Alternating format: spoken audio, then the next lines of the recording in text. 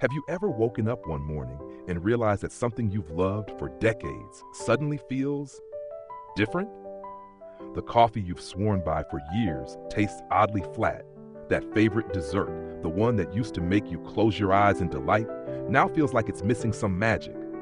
Or maybe, out of nowhere, you've developed a craving for foods you barely touched in the past. It's as if your taste buds have quietly rewritten the menu of your life without asking your permission. Wisdom beyond 60, dear everyone, this is where the story gets interesting. Most people think aging is just about wrinkles or slower steps, but there's a quieter, more personal transformation happening inside you, one that even your doctor might not mention. After the age of 75, your relationship with food, the comfort, the joy, the memories tied to it, starts to subtly shift. And here's the part no one warns you about. These changes aren't just preferences or moods. They're rooted deep in your body's sensory system. As we age, our sense of taste and smell begins to lose its sharpness. Taste buds, once quick to react, start to slow down. The pathways that carry flavor signals to your brain may no longer fire as efficiently as they used to. And because smell plays a massive role in how we experience flavor, even the richest, most seasoned dish can seem oddly bland when your nose isn't picking up the same details. Add to that the influence of common medications, many of which mute or distort flavors, and you've got a recipe for a whole new dining experience. But it's not just flavor. You might find yourself reacting differently to texture and temperature too. The chilled fruit you once found refreshing might now feel a little too cold for sensitive teeth. On the flip side, warm and soft foods may feel like a gentle hug from the inside, comforting, easy, and satisfying. None of this means you're losing your enjoyment of life. It simply means your body is adapting, reshaping its own comfort zone. Here's where it gets truly fascinating. These shifts can either dull your appetite and make mealtime feel like a chore, or open the door to an entirely new world of flavors. Imagine experimenting with bold spices you once ignored, a sprinkle of cinnamon on your morning oatmeal, a dash of rosemary over roasted vegetables, fresh herbs that wake up your senses in ways they never did before. This isn't just about feeding your body, it's about rediscovering joy at the table. Nutrition, however, is still the anchor. A fading sense of taste can sometimes lead to eating less, which risks missing out on essential nutrients. The key is balance. Pair appealing flavors with colorful fruits, vibrant vegetables, lean proteins, and wholesome grains. Think of it as building a plate that's not only good for your health, but also a pleasure to eat. And maybe that's the biggest lesson here. Your relationship with food is never static. It evolves just like you do. If you welcome that change with curiosity rather than frustration, you might discover new favorites that suit your needs now better than ever before. Mealtime can still be a celebration, a place for connection, laughter, and maybe even a few surprises along the way. Before we go further, I'd like to invite you, if you're finding this journey into the hidden truths of aging both surprising and valuable, hit that subscribe button and turn on the bell. Your support keeps this channel going and inspires us to keep bringing you more of these eye-opening conversations. Now, let's make this fun. Here's a question for you to ponder and answer in the comments. If you woke up tomorrow and your favorite food suddenly tasted completely different, what would you do? A. Try to adapt and find a new favorite. B. Fight to recreate the old taste, no matter what it takes. Type A or B in the comments, and let's see how everyone feels about this. When we think about Social Security keeping track of us, most of us imagine the same old process.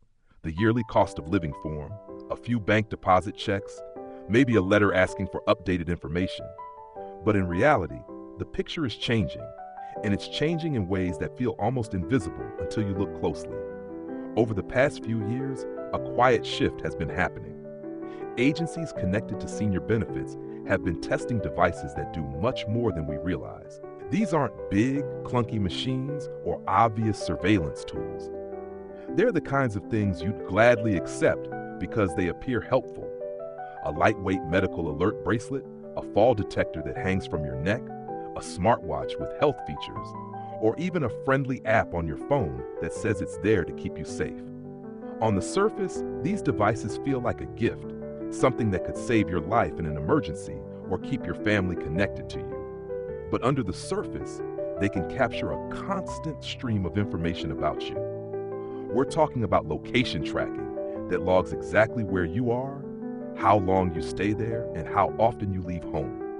We're talking about activity monitoring that can tell whether you've been climbing stairs, walking for long distances, or sitting still for hours. And in some early programs, this data is already being cross-checked with the medical conditions and limitations you've reported for your benefits. That means the technology doesn't just know your movements, it compares them to what's in your file. Imagine this. You've been approved for disability benefits because of severe knee problems. You're having a rare good week, so you decide to walk around your block each morning for fresh air. To you, it's a small, personal victory. But to an algorithm reviewing your activity logs, it might look like your condition has improved enough to question your eligibility. Or maybe you take a long trip to visit your daughter out of state without formally notifying the Social Security Administration. If your device pings in a different location for an extended period, it could be flagged as a possible violation of benefit rules. The most troubling part is that this isn't a distant what-if scenario. In certain housing programs, disability assistance plans, and health service trials, this kind of monitoring is already being tested. It's not science fiction. It's already touching the lives of real people. And once this kind of system is established, it's easy for its reach to expand. What starts with a small group can quickly be applied to more people under the banner of efficiency or safety. From the perspective of the agencies, the appeal is obvious. They've always had to verify whether people remain eligible for benefits. The old process, forms, doctor notes, periodic reviews, takes time, costs money, and sometimes leaves gaps. A tracking device offers instant data without needing your cooperation after it's been activated. It's the difference between checking in once a year and being monitored every single day without having to lift a finger. And yet, here's where the danger lies. Data, once collected, can be misunderstood. A few days of unusual activity can be taken out of context. A spike in your mobility could be the result of therapy, determination, or even necessity. But on paper, it might look like evidence you no longer need assistance. In the hands of someone looking for proof of a change, that data can become the reason your benefits are paused or even stopped. That's why it's so important to understand how these devices work and why they might be introduced into your life. They may not arrive with a warning label. They may come in the form of a friendly offer. Here, try this. It's free and it's for your safety. But every senior deserves to know that sometimes safety isn't the only thing these devices are designed to serve. Knowledge is power here, and staying aware could mean the difference between protecting your benefits and watching them disappear without warning.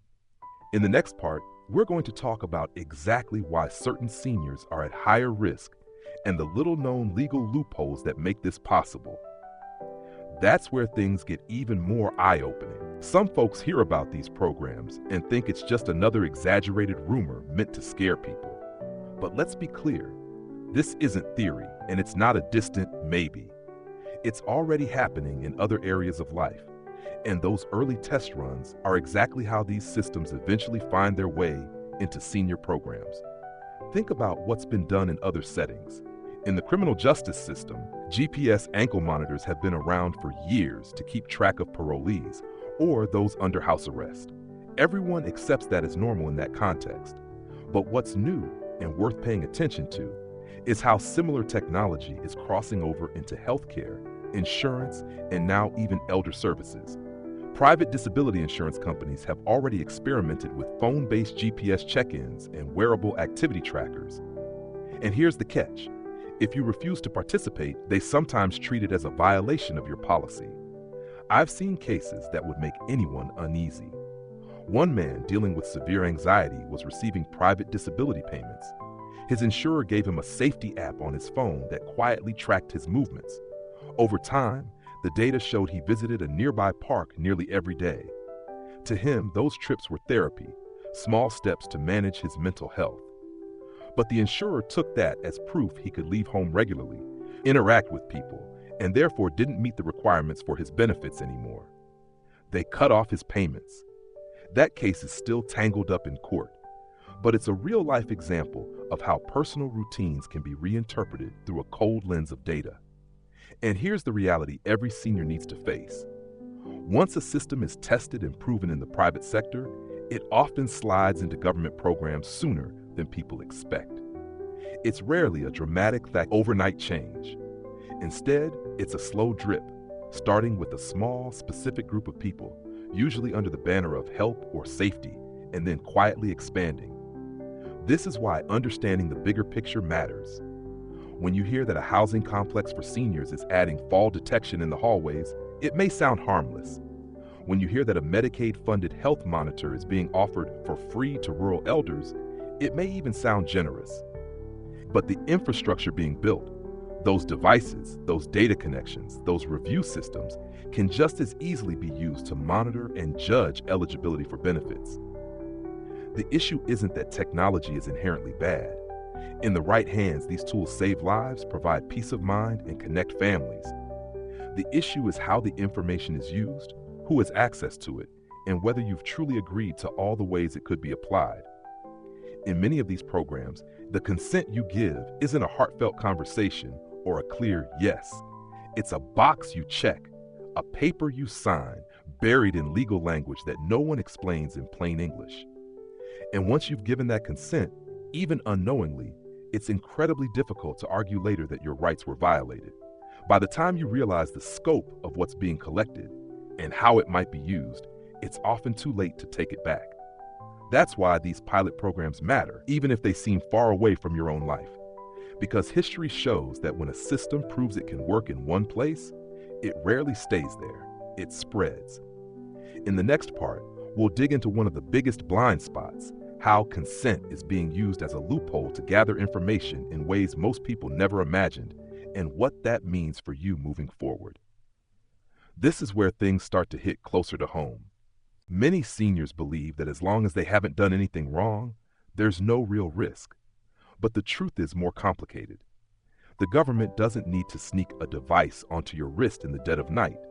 There's a far easier way, and it comes wrapped in the language of help and support. It's called consent, and it's hidden in plain sight. Whenever you accept a free or subsidized device from a government program, a Medicaid initiative, or even a nonprofit that partners with official agencies, you're almost always agreeing to certain terms. These terms are rarely explained in detail, and they're often buried in pages of fine print. Somewhere in that legal jargon, you may find phrases like, "You consent to the collection and storage of activity data," or information may be shared with authorized third parties. And often it will also say, "Data may be used to verify eligibility for benefits." That's the key phrase, because once you've signed or clicked accept, you've effectively opened the door for your personal information to be monitored, stored, and potentially used to decide whether you still qualify for the very benefits you rely on. The unsettling part is that most people don't fully realize what they've agreed to.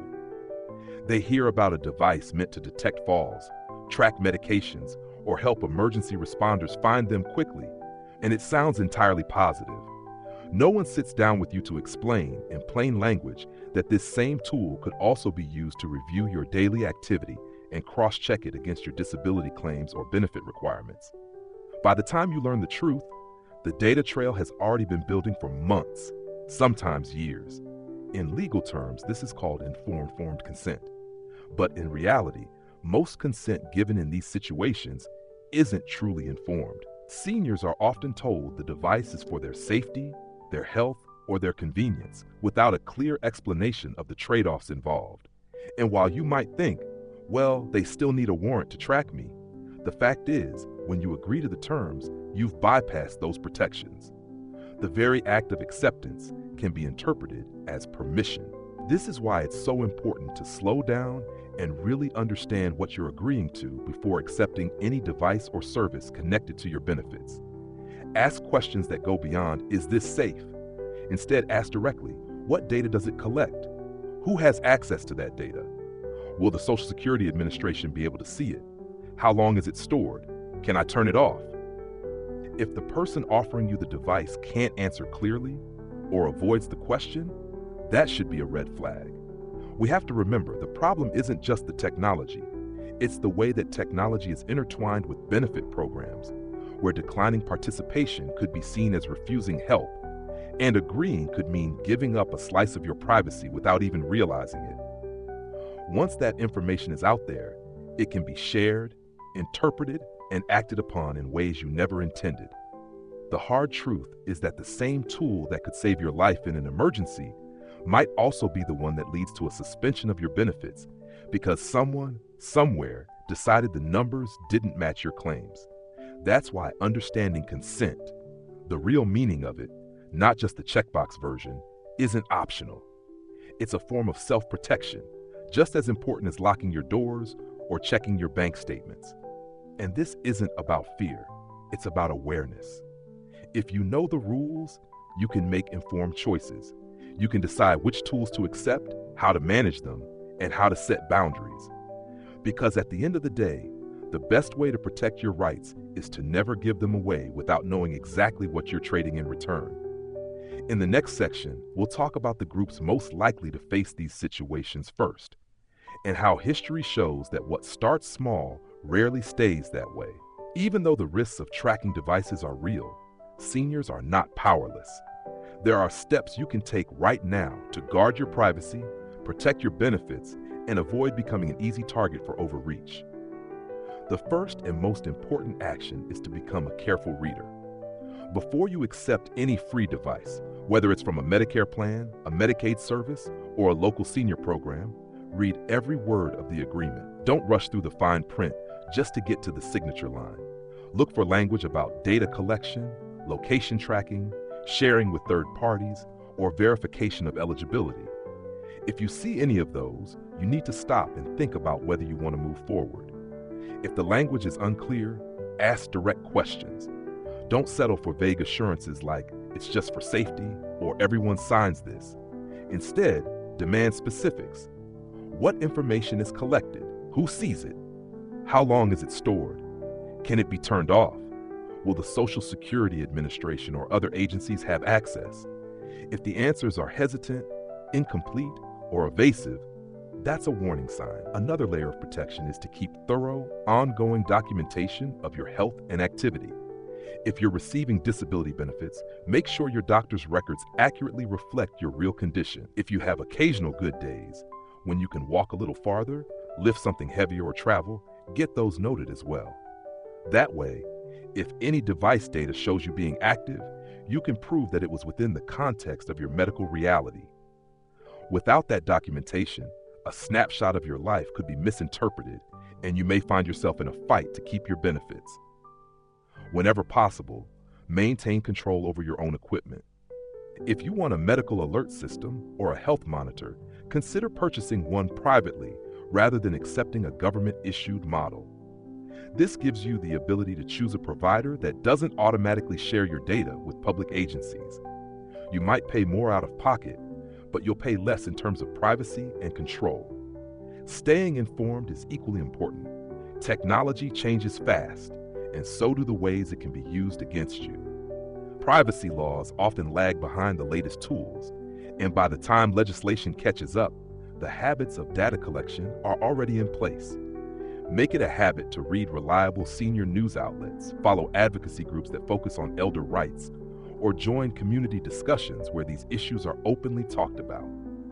The more you know, the harder it is for a new program to catch you by surprise.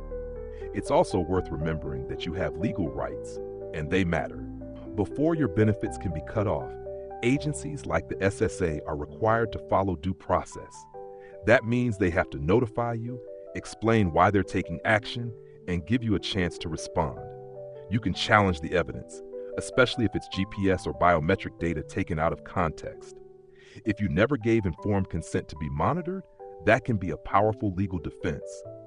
But you have to be ready to act quickly, because once payments are suspended, it can take months to restore them, even if you win your case.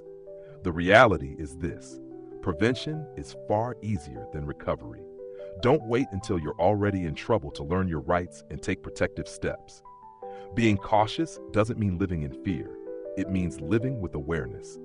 The goal isn't to reject all technology, but to make sure you're the one deciding how and when it's used, not a faceless agency or a line of fine print.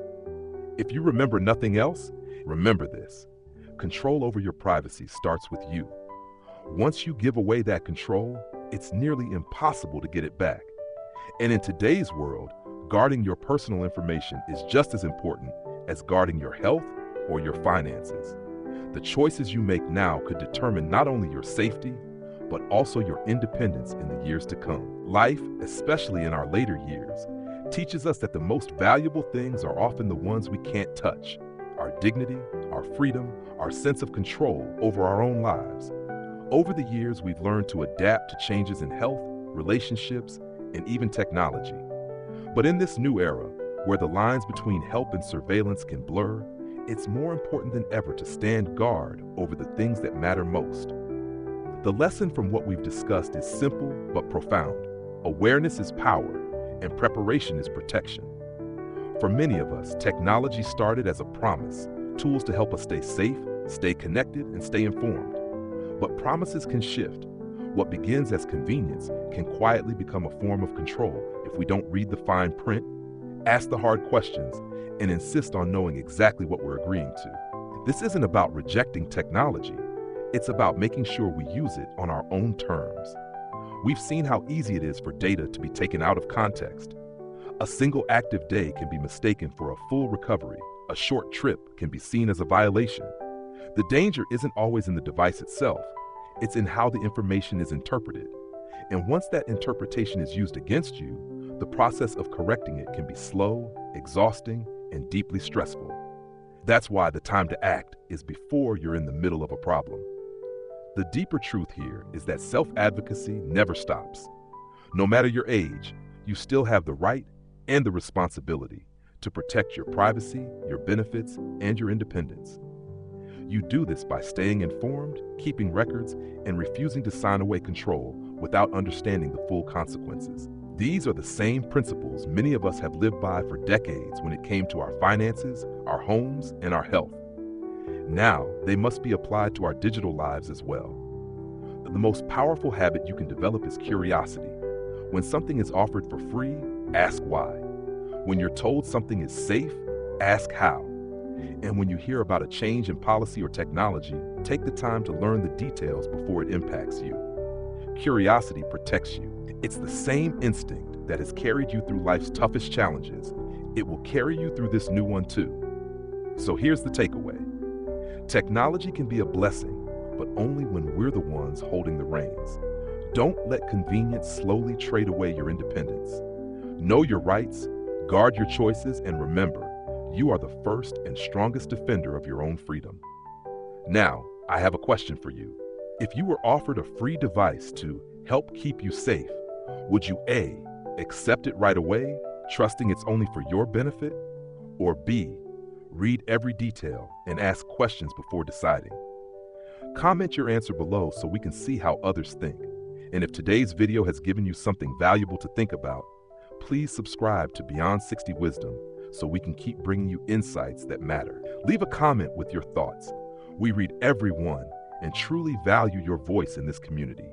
If you believe in what we're building here, share this video with friends or family who could use this information. We're not just a channel, we're a circle of trust, a place where your experiences and your wisdom are celebrated. Thank you for being here, for listening, and for caring enough to protect what's yours. Together, we can make sure our golden years stay truly golden.